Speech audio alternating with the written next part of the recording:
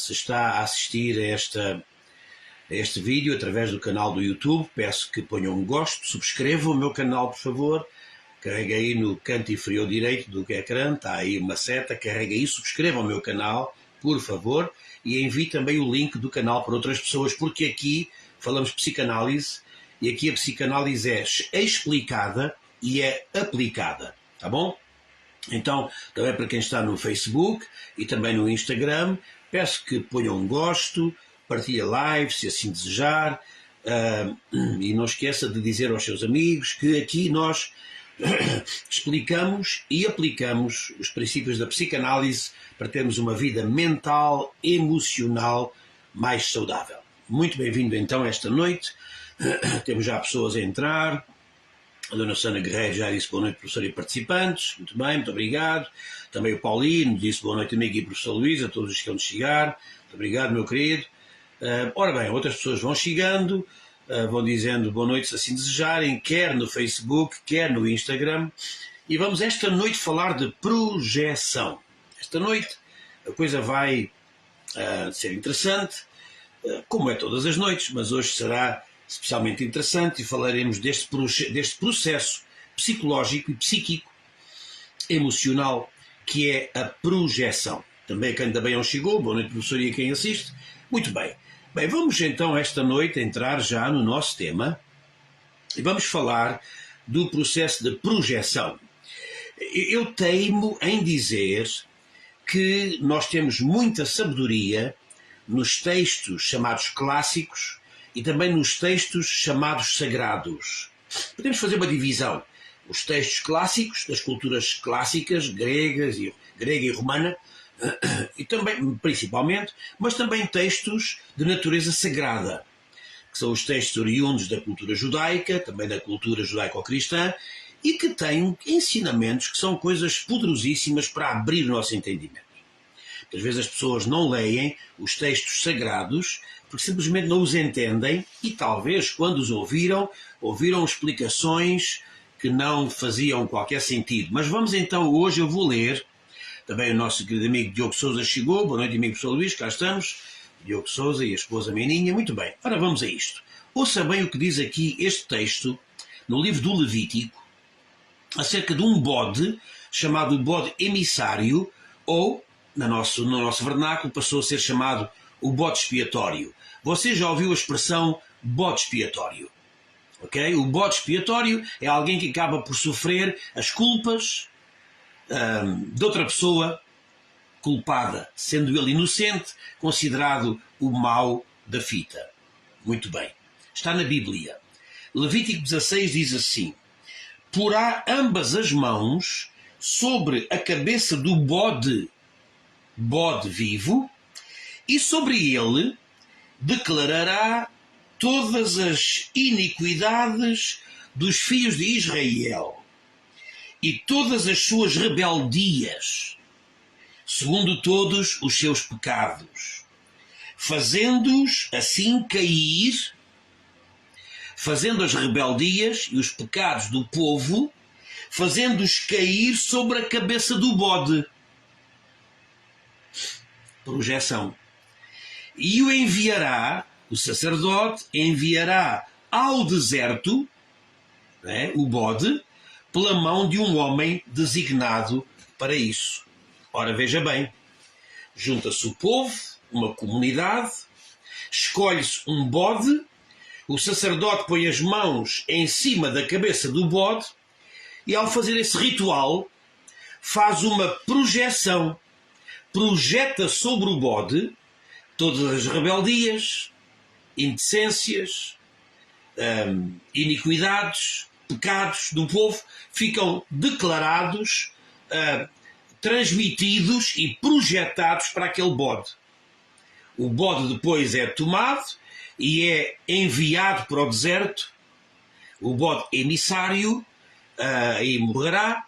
Então é o bode expiatório, porque faz uma expiação das maldades todas daquele povo. Portanto, é um ato ritual, é um facto que não há ali uma transferência, uma transmissão literal e formal, mas é uma imagem.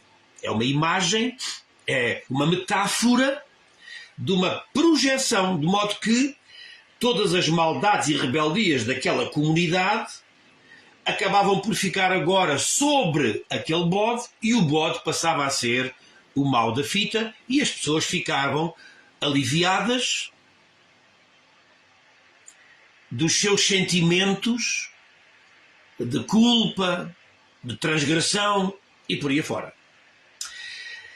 Eu trouxe hoje esta imagem que é muito rica e que nos vem da cultura e vem da tradição sagrada dos judeus. Eu trouxe esta noite esta imagem porque eu quero falar deste processo que nós na psicanálise chamamos um processo de projeção. Começa tudo, meus queridos amigos, outra vez, com aquilo que eu tenho vindo a falar dos dois eus que nós temos. O eu ideal e o eu real.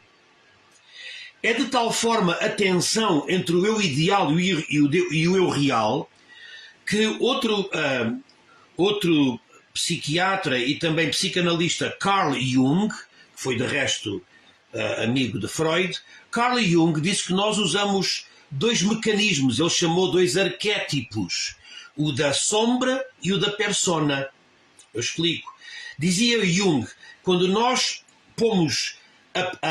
usamos o arquétipo da máscara, nós estamos, da sombra, assim é que é, da sombra e da persona. Se eu disse máscara, enganei-me, estava a pensar da sombra e da persona. E diz ele, quando nós usamos o arquétipo da sombra, nós estamos a ocultar das pessoas as coisas más que nós sabemos ter e que nós achamos que as pessoas não iriam gostar de ver.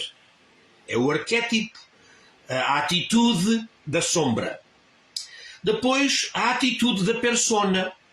Persona é uma palavra que identifica a máscara que os atores usavam na Grécia Antiga.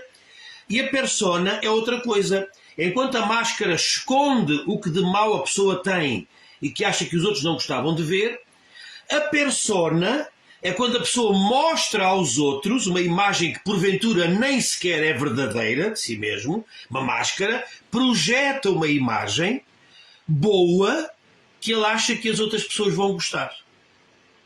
O que eu estou a falar é o eu real, aquele eu que nós escondemos, que não é tão bonito assim, e o eu ideal, que é um eu ao qual nós aspiramos, mas com o qual ou no qual nós tropeçamos continuamente, porque nunca conseguimos ser o eu ideal. O eu ideal é uma construção psíquica, é uma construção idealista, também uma construção fantasiosa, porque você nunca chegará a ser exatamente esse ser ideal que você projeta, sonha, deseja e que porventura causa até angústia. E aqui vou entrar com um segundo detalhe na nossa conversa esta noite. Para vocês que vão chegando, boa noite, obrigado por terem vindo. Vão pondo um gosto, quer na live no YouTube, quer na live no Facebook, quer também no Instagram. Eu comecei com uma leitura de um texto sagrado, lá do Levítico, a falar do bode expiatório, o bode onde se projetam as maldades da comunidade, e é lançado embora o bode expiatório, como nós chamamos, e agora estamos a falar desta dupla construção psíquica que é o eu real, o eu ideal. O eu ideal é, porventura, uma fantasia que nós construímos e mais. É até uma angústia. O eu ideal é um eu angustiado. Sabe porquê? Porque de repente as pessoas esperam de si aquilo que você nem tem a capacidade, às vezes o interesse de ser. Às vezes as pessoas esperam de si comportamentos, uma comunidade, acontece muito. Você sofrer uma angústia ontológica, tem a ver com a angústia do seu ser, a angústia do ser. Porque é que há uma angústia do ser? Exatamente porque o eu ideal é uma espécie de um eu ditador, um eu positivo, um eu exigente. E você nunca consegue ser, estar, agir, viver ao nível desse eu ideal. Então nós temos esta angústia. Nós somos seres angustiados. Diversos níveis de angústia, porventura. Mas há uma angústia permanente e presente em nós, que é esta angústia do conflito entre aquilo que eu sou realmente e aquilo que eu devia ser. Aquilo que com vergonha eu sou e escondo, e aquilo que com algum fingimento eu quero mostrar que sou aos outros. Está a entender o que eu estou a dizer? Bom, então a projeção, e vocês que vão chegando, por favor, não perca no final o início, porque é muito importante como eu estou a construir este argumento. Então nós temos estes dois eus. Agora o que é que acontece? Acontece que nós, por conta desta angústia existente em nós, por vezes você diz, mas eu não sou angustiado. É evidente que você tem angústia, só que está inconsciente e você não a entende. E às vezes pode haver situações, dias, em que você é duramente, cruamente confrontado com um eu ideal que era esperado que você fosse e o eu real que está um pouco abaixo dessa exigência que os outros fazem a seu respeito. Mas já agora eu digo sempre uma coisa: se você levantar a fasquia de alguém, entende o que é levantar a fasquia? Quando há aquele salto em altura que se passa para o lado de lá daquela vara horizontal, até se usa uma vara para depois fazer apoio no chão e catapultar a pessoa, o atleta, para cima da vara, daquela vara, está a uma certa altura.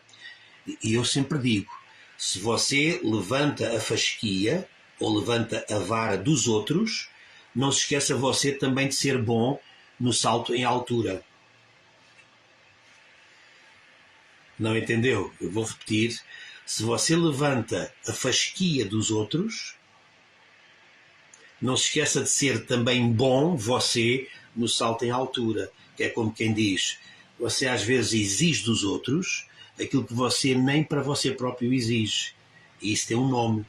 Chama-se hipocrisia.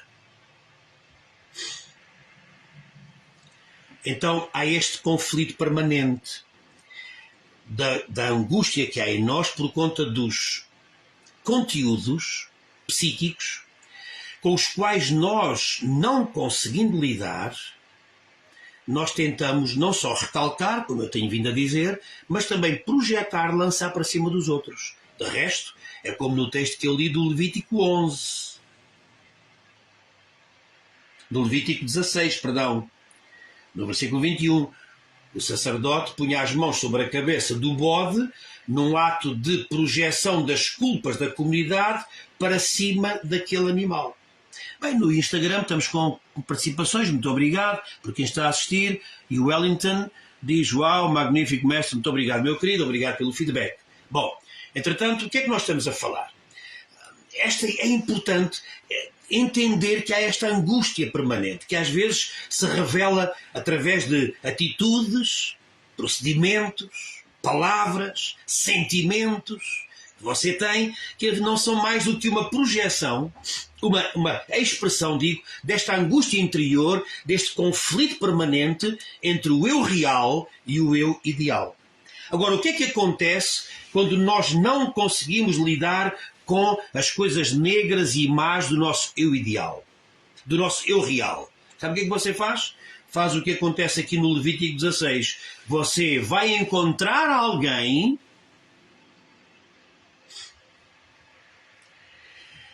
sobre quem você vai projetar essa energia, esses conteúdos psíquicos que você tem e com os quais você não consegue lidar porque você não se quer achar tão mau. O mau passa a ser o outro.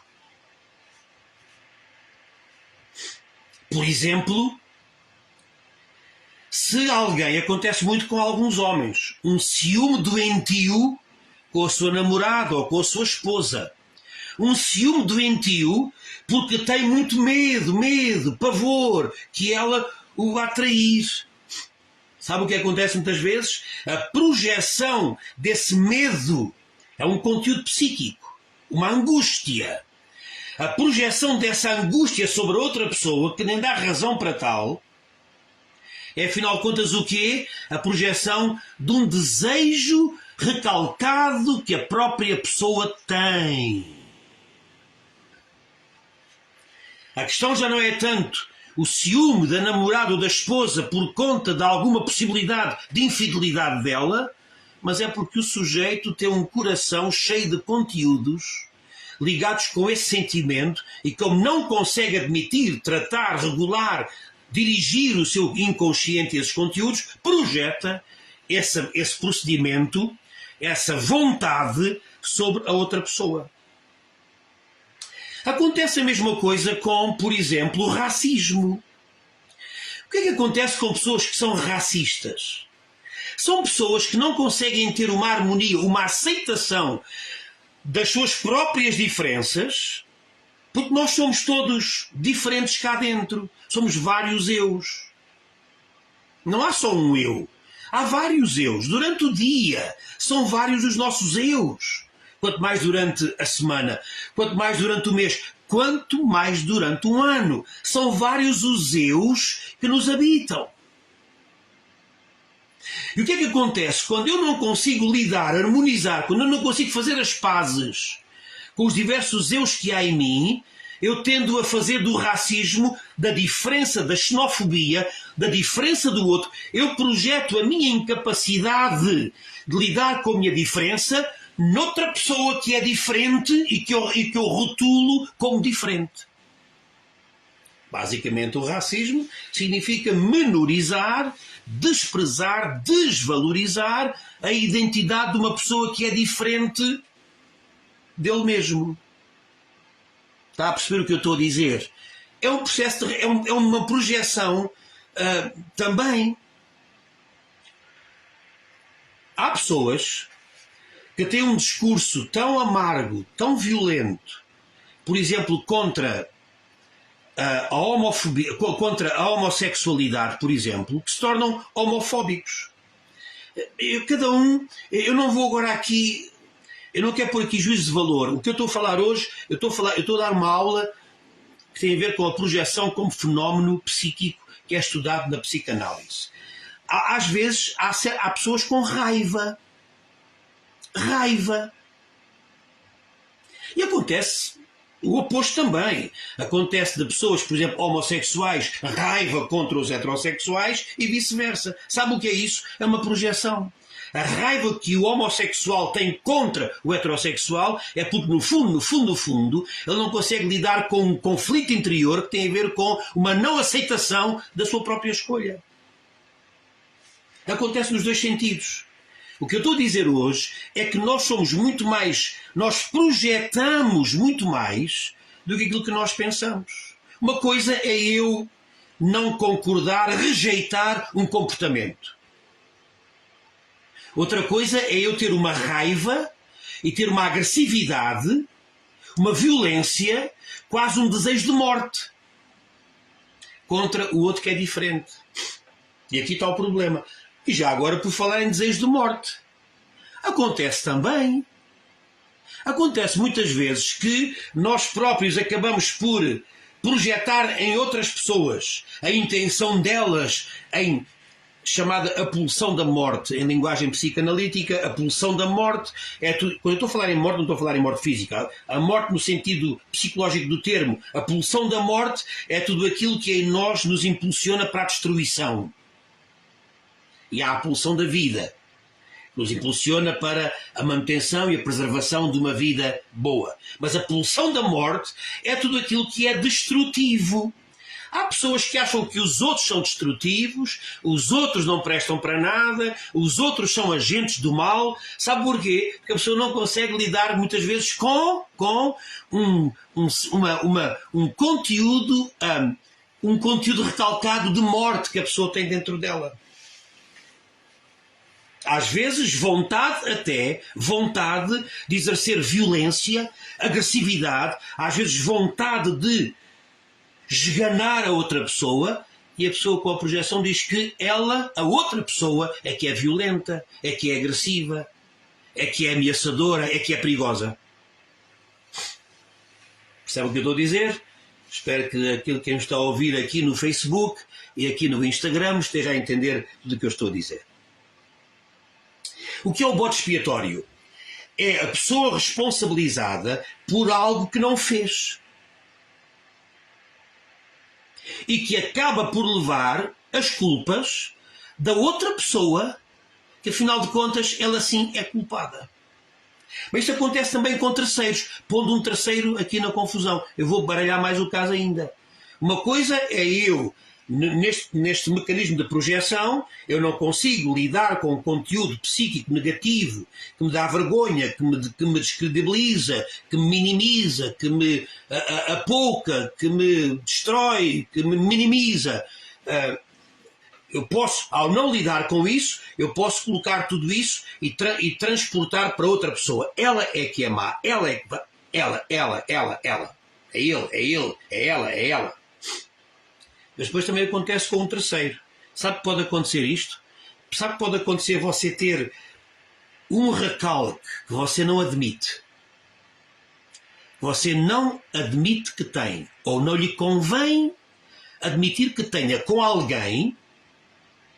E porque você não pode ter esse conflito expresso com uma pessoa, ou porque é da sua família, ou porque é das suas relações, você escolhe uma terceira pessoa e ela vai ser o bode expiatório que vai levar com tudo aquilo que você não pode despejar sobre a pessoa que afinal de contas é culpada, mas porque é da família, ou porque é do grupo, você não pode fazer. Há uma terceira pessoa que é escolhida para ser... Aliás, nós vemos um texto em Atos capítulo 12, quando Pedro está na prisão, uma coisa semelhante. Herodes queria fazer boa figura perante o povo e achou que matando Pedro ia conseguir crescer na popularidade. Veja bem a malvadez deste sujeito do Herodes. Está lá em Atos capítulo 12. Como queria fazer boa figura perante o seu povo, achou que pôr na prisão e matar outro homem inocente era a forma de poder ganhar pontos perante o seu povo.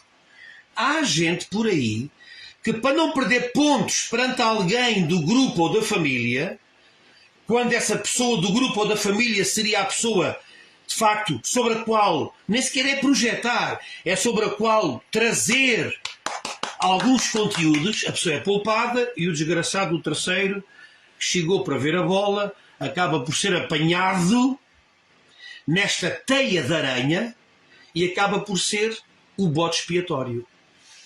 Eu estou a dizer isto porque você tem que ter cuidado de duas coisas.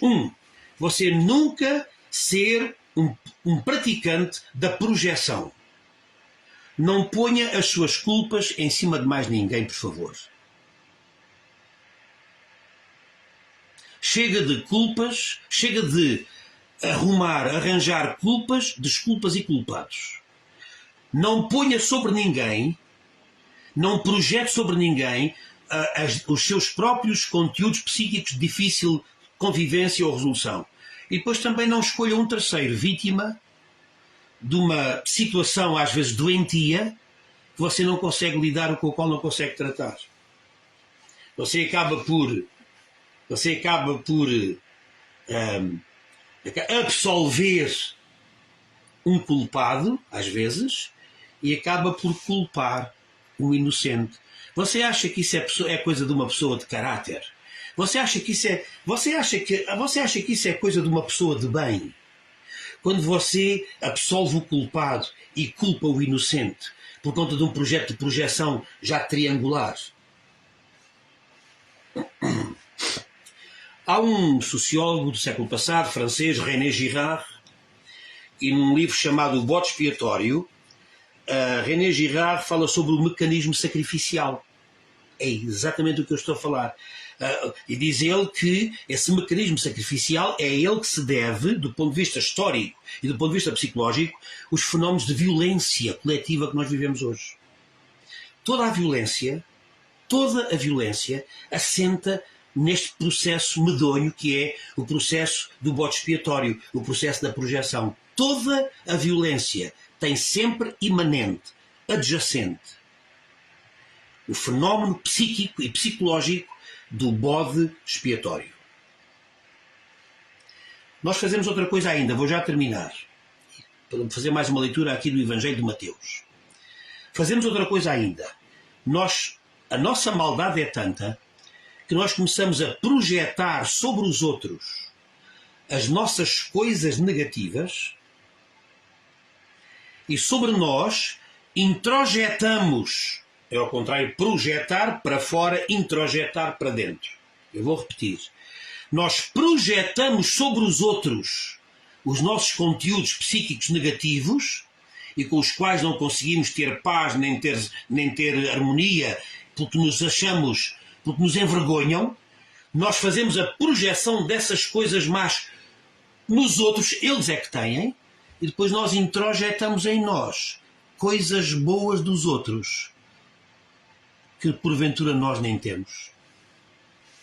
Quer dizer, os nossos conteúdos maus descarregamos em cima dos outros. E para nós, queremos trazer a nós as coisas boas dos outros que porventura nós nem temos.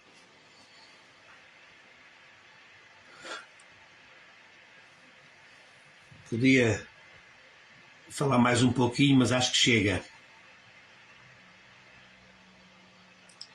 Vou ler para terminar um texto aqui muito importante, outra vez.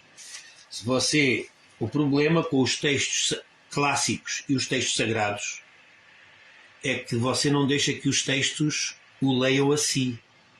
E por essa razão você acaba por nunca perceber muito o que é que há destes textos, porque você não deixa os textos falarem-lhe.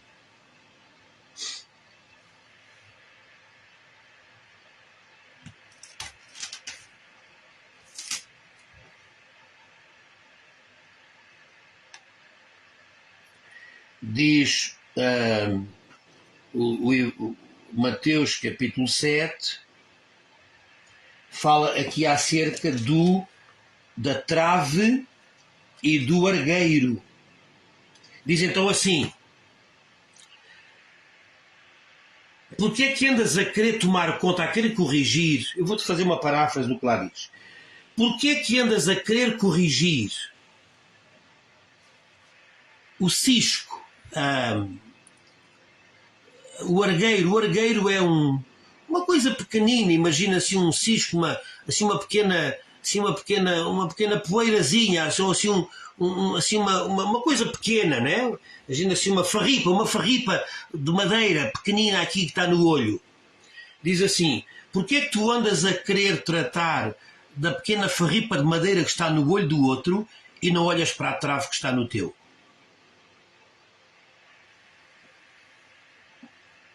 Sabe o que é projeção? É quando a pessoa projeta o tronco que tem nos seus olhos, os conteúdos maus, pesados, negativos, projeta nos olhos, no ser, na identidade de outra pessoa.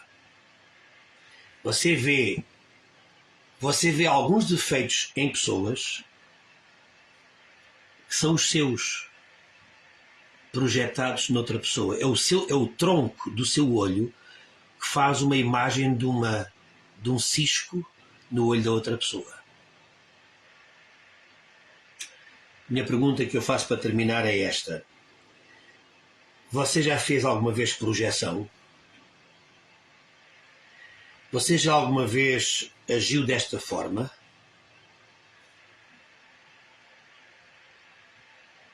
Mas você alguma vez se deu conta de fazerem consigo? O Wellington no Instagram diz: projetar para fora, introjetar para dentro. É isso? Exatamente, meu querido? Exatamente. Projetamos quando tiramos de nós e pomos nos outros, e introjetamos quando tiramos dos outros e colocamos em nós. Essa é a ideia. Eu quero hoje terminar e quero dizer que este é Começámos com o livro de Levítico, o bode expiatório, acabámos com Mateus, falando acerca do cisco no olho do outro, que é o reflexo da trave que está no meu, do tronco da trave que está no meu. E, entretanto, falámos desta questão psicológica e psíquica que é muito importante. A projeção é sempre um procedimento de defesa. É um dos mecanismos de defesa do eu. E defende-se da pior maneira. Porque a pior maneira de você se defender é você fazer vítimas.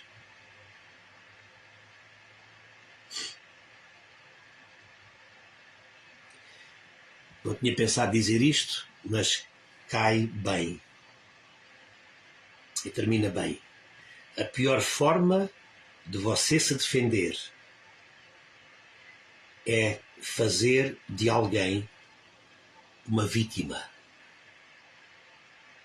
Viva a sua vida com os seus conteúdos, saiba crescer para lidar com as suas angústias, que vêm desta dissociação.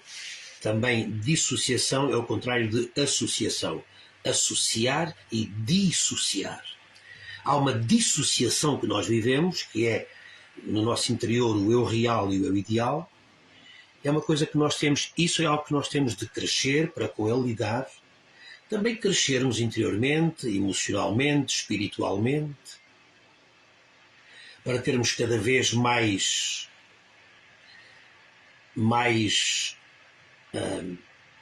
para cada vez ser melhor. Nós olharmos-nos por dentro e conhecermos-nos por dentro. O Wellington no Instagram diz que a pior forma de você se defender é fazer de alguém uma vítima. Forte isso, é exatamente. Eu não tinha pensado dizer, aliás, nunca, até vou escrever para não me esquecer. A pior forma de você se defender é fazer de alguém uma vítima. Meus queridos amigos, a todos os que vieram, a Nabib também veio dos Estados Unidos, thank you for coming, my dear. Elizabeth Sena também veio do Brasil, muito obrigado por ter vindo. E muito bem. E pronto, obrigado a todos os que vieram. Amanhã eu estou aqui de novo para mais uma live para falar destes mecanismos da nossa vida psíquica, baseados em conhecimentos que são conhecimentos importantes do ponto de vista do funcionamento psíquico, também profundamente embasados em textos bíblicos que nos dão muito conhecimento, baseado também em obras que se vão escrevendo e que vão ajudando a nos fazer entender o conceito, mas acima de tudo, pegue nisto, meu amigo, minha amiga, pegue nisto e torne isto uma realidade para a sua vida. E cuidado com as projeções, e mais uma vez, como o Wellington escreveu aqui, depois de eu ter dito, fez o registro, muito obrigado, a pior forma de você se defender é fazer de alguém uma vítima. Obrigado, Wellington. Muito bem, diz-lhe um abraço, meu mestre aqui da Igreja Canaã. Mas que coisa fantástica, saudades que eu tenho aí das pessoas da Igreja Canaã, onde eu estive em Recife, mês passado. O pastor da igreja, meu querido amigo, o pastor Ezequias Bezerra, muito pessoa do meu coração. Obrigado a todos vocês aí, essa comunidade de gente fantástica em Recife, muito obrigado. Ora bem, pronto, aqui fico... A Cândida diz, bem, o Paulino, não, foi na chegada, na saída, não, na saída ninguém disse nada, pronto, ok, está bom. Diz a Joana Carloto, Joana, como é que estás, minha querida? Boa noite, muito obrigado, beijinhos grandes, beijinho para ti, um abraço ao marido, um beijinho ao bebê, também à mãe, obrigado Joana por teres vindo esta noite. Diogo Sousa diz obrigado professor, amanhã cá estaremos, muito obrigado Diogo Sousa, o Fernando Paulino também, obrigado professor, até amanhã. A quem da Baião diz obrigado por esta live professor, esta boa noite. Elizabeth Sena diz obrigado a Luís, bom descanso, muito obrigado.